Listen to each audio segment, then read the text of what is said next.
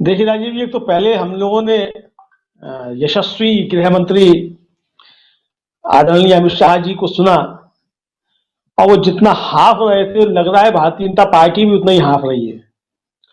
मतलब उनके हाफने में ही लग रहा था कि अब जो है हफनी जो है भारतीय जनता पार्टी की उत्तर प्रदेश में वो बढ़ना शुरू हो गई है। और ये समय जैसे जैसे बढ़ता जाएगा, मुझे लगता है कि ये हाफना जो है भारतीय जनता पार्टी का वो बढ़ता जाएगा। और इसलिए आप देख रहे हैं कि प्रधानमंत्री के दौरे भी जो है बार बार जो है वो जल्दी जल्दी हो रहे हैं। वरना कोई प्रधानमंत्री इतना खलिहर थोड़ी होता है कि एक महीने में 6-6 बार जो है किसी प्रदेश का दौरा करे। और खासतौर से हमारे प्रधानमंत्री जो 18-18 घंटे काम करते हैं, इतने मेहनत करते हैं, वो इतने फालतू थोड़ी है कि उत्तर प्रदेश में आते फिर एक महीने में 6-6 बार। तो इसका मतलब कि भारतीय जनता पार्टी गंभीर संकट में फंसती जा रही है, ऐसा लग रहा है। तो इसलिए प्रधानमंत्री के दौरे भी बार बार हो रहे हैं, और अमित शाह जी की भी जो है वो आपने देखा कि वो किस तरीके से हाँफ रहे हैं पूरी तरीके से। तो अब लड़ाई किससे है किससे नहीं है, मैं इस पे जाऊंगा ही नहीं। तो जनता को तय करना है कि वो किसके साथ है किसके साथ नहीं है। लेकिन इतना समझ में जरूर आ रहा है कि जनता जो है वो भारतीय जनता पार्टी से नाराज बहुत जबरदस्त तरीके से, इसमें कोई दो राय जो है वो समझ में नहीं आ रही। अब हम लोगों ने जो अखिलेश यादव का एक लंबा सुना, हालांकि उनके भाषण के हिसाब से छोटा था, लेकिन वो मुख्य हिस्सा जो था उनके भाषण का हम लोगों ने वो सुना। और जिस बात की चर्चा हम लोग लगातार करते रहे हैं कि अखिलेश यादव को मुद्दों पर बात करनी चाहिए, चूंकि सबसे बड़ा विपक्षी दल वो है, उनकी जिम्मेदारी बनती है। तो आज जितना हम लोगों ने सुना, उसको देख करके ये आश्वस्त हुआ जा सकता है कि समाजवादी पार्टी और उसके नेता जो हैं, अब वो सही रास्ते पर आ रहे हैं। और यही रास्ता जो है, यही जनता के सवाल जो है जिसको उठाए जाने की हम लोग बार बार बात करते रहे हैं कि जनता के जो सवाल हैं वो होने चाहिए, और इन सवालों के ऊपर भारतीय जनता पार्टी को घेरा जाना चाहिए। क्योंकि असली मुद्दे यही है, जनता की परेशानियां जो है जनता ने जितनी भुगती हैं, उन मुद्दों पे जो है बातचीत होनी चाहिए, और इन पे इस सरकार से जवाब मांगे जाने चाहिए। इसलिए नहीं कि अखिलेश यादव मुख्यमंत्री बन जाए, इसलिए मांगे जाने चाहिए, इसलिए कि जनता की समस्याएं हैं। और प्रमुख विपक्षी दल होने के नाते समाजवादी पार्टी का ये कर्तव्य दायित्व दोनों है कि वो इन मुद्दों को उठाए और सरकार से जवाब तलब करे। और सरकार की भी जिम्मेदारी बनती है कि इधर उधर की बातें ना करके इन मुद्दों पे बात करे, और जो सवाल उठाए जा रहे हैं जनता की तरफ से, उन सवालों के जवाब दे। लेकिन चूंकि वहां जवाब देने की परिपाटी है नहीं, क्योंकि वहां तो जवाब आप सवाल पूछेंगे तो वो कह देंगे 70 साल पहले जो था क्या मौतें नहीं होती थी। तो अब इन सब ऐसे प्रश्नों के तो कोई उत्तर नहीं है। अब प्रधानमंत्री बता चुके हैं कि 100 साल में इतनी बड़ी आपदा कभी नहीं आई थी।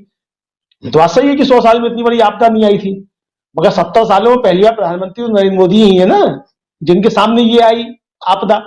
तो प्रधानमंत्री नरेंद्र मोदी जो वो कितना सफल हुए इस आपदा से निपटने में। 100 सालों की तो बात छोड़ दी है भाई, 47 से पहले अंग्रेजों की सरकार थी, अंग्रेज थे।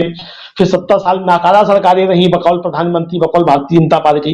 लेकिन अब तो योग्यतम प्रधानमंत्री, विश्व गुरु जो है वो प्रधानमंत्री हैं, और दुनिया की सबसे बड़ी पार्टी जो है उसकी सरकार है, उत्तर प्रदेश में भी और भारत में भी। तो इस सरकार को तो फेल नहीं होना चाहिए था। और जब प्रधानमंत्री दावा कर चुके थे कि भाई कोरोना से भारत जो निपट चुका है, उसके बाद फिर इतनी मौतें किस तरीके से हुई। मुझे लगता है कि सवाल जो है, असली सवाल उन पर समाजवादी पार्टी लौटी है, और निश्चित तौर पर ये सवाल जो है भारतीय जनता पार्टी को परेशान करने वाले हैं।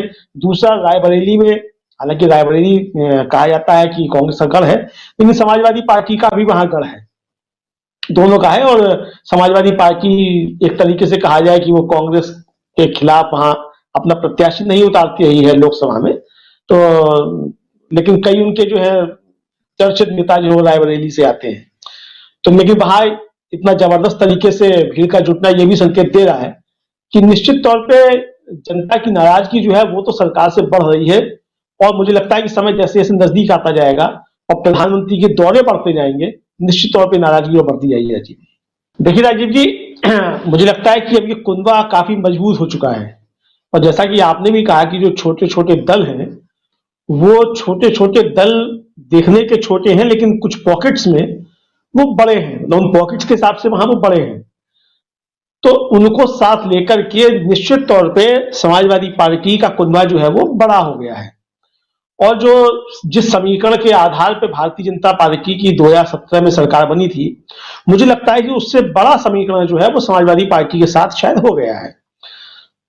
क्योंकि यही तो सोशल इंजीनियरिंग बताई गई थी कि की है भारतीय जनता पार्टी कि छोटे दलों के साथ गठबंधन किया है, छोटी जातियों के दलों के साथ गठबंधन किया है, छोटी जातियां अपने साथ जोड़ी हैं, इस तरीके की सब चीजें की हैं।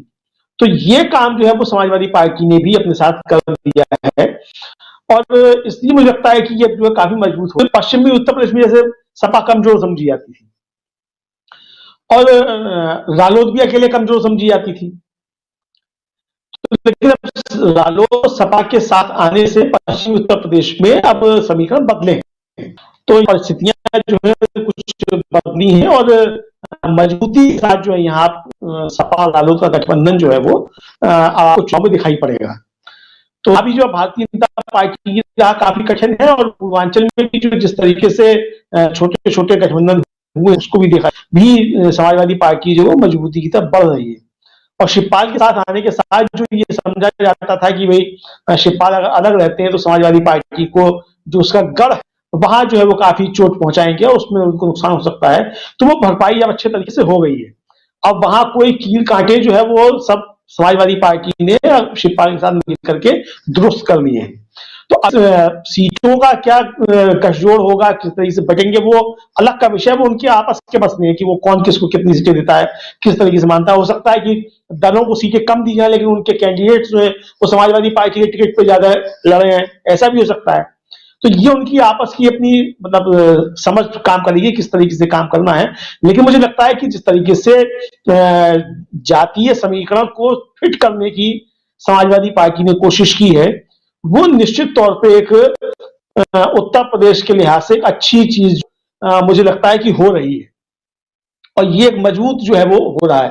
इधर कांग्रेस जिस तरीके से बढ़ रही है तो उस कांग्रेस का बढ़ना भी मुझे लगता है कि जो एंटी भाजपा जो है मोर्चा उसको कहीं ना कहीं मजबूती मिलेगी उससे।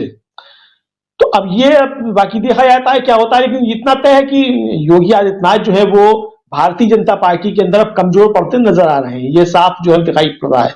अब जो बारह बारह मुख्यमंत्री जो आकर के बैठाए गए यहां अपना बनारसी में और फिर यहां से दौरा कराया गया अयोध्या का, तो ये सब किस लिए था भाई? ये जायज ही बात है। और प्रधानमंत्री का जो है वो भगवा वस्त्र पहन के जो है वो फोटो सेशन कराना कई कई, तो किस लिए था? मुझे लगता है कि ये जो है वो योगी आदित्यनाथ का आभा मंडल कम करने की कोशिशें जो है वो केंद्रीय नेतृत्व की तरफ से निश्चित तौर पर हो रही हैं और योगी आदित्यनाथ भी मुझे लगता है इस चीज को अच्छे तरीके से समझ चुके हैं। तो अब ये देखना होगा कि भारतीय जनता पार्टी जो अपने अंदरूनी उनकी चीजें हैं उसको कैसे पार पाती है। तो बहुत कुछ जो है इस पर भी निर्भर करेगा।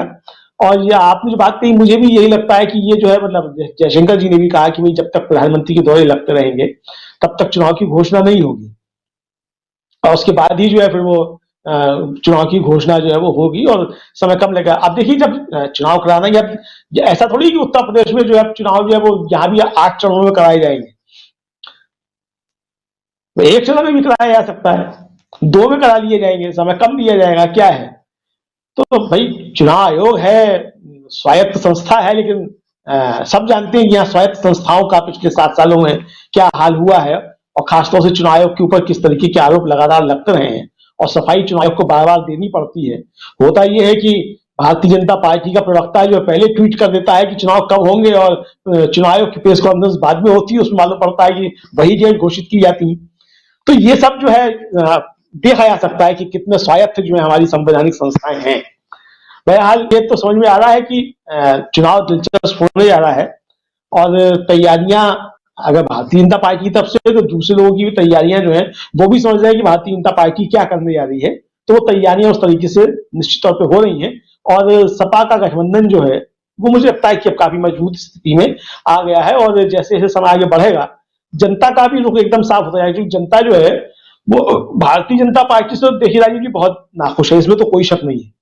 अब वो किधर जाती है किधर नहीं जाती है ये तो ऐसी बात है कि जनता को ही तय करना है, हम लोग तो कोई तय करने वाले होते नहीं है, लेकिन वो जनता ये तो देखती है कि भाई जिसको हटाना है उसको हरा कौन रहा है। तो जो खदेड़ा होने की बात की जा रही है तो मुझे लगता है कि उत्तर प्रदेश में खदेड़ा हो सकता है। जी राजीव जी। बिछ गई सियासी विसार, खेला जा रहा है सियासी खेल, जारी है वार पलटवार। शह और मात के खेल में बनाई जा रही है रणनीति। कौन पड़ेगा किस पर भारी, ये कभी भी सिर्फ हस्तक्षेप.com पर। अमलेंदु उपाध्याय के साथ।